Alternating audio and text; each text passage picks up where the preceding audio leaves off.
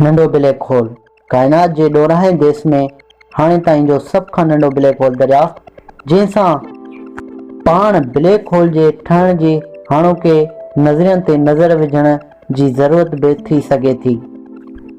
माहिरनि 10,000 नूरी साल जे पंध ते हाणे ताईं जो सभ खां नंढो ऐं कमज़ोर ब्लैक होल दरियाफ़्त कयो आहे। हिन अक्सी तस्वीर में ॻाढ़े तारे जे वेझो हिकु ब्लैक होल नज़र अची रहियो आहे।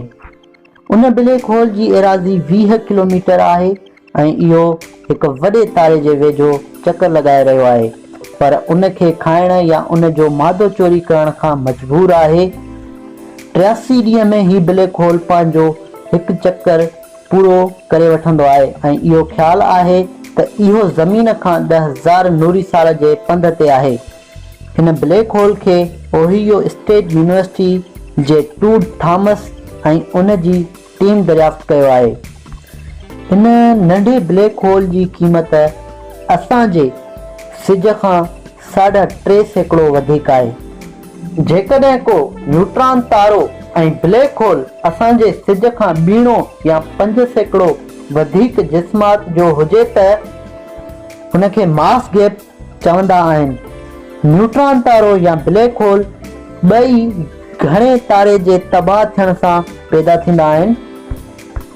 टूड थॉमस जे मूजिबि असां उन ई तरह जा नंढा ब्लैक होल जे हिकु नए क़िस्म दरियाफ़्त करणु वञी रहिया आहियूं ऐं उन जी सही अंदाज़ में दर्जाबंदी जी ज़रूरत आहे।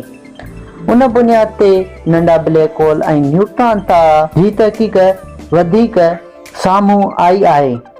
वधीक साइंसी वीडियो ॾिसण लाइ साइंस जी दुनिया यूट्यूब चैनल खे ज़रूरु सब्सक्राइब कंदा ऐं हिन बेल जे बटन खे बि ज़रूरु दॿाईंदा जीअं नई ईंदड़ वीडियो तमामु जल्द अव्हां ताईं पहुची सघे।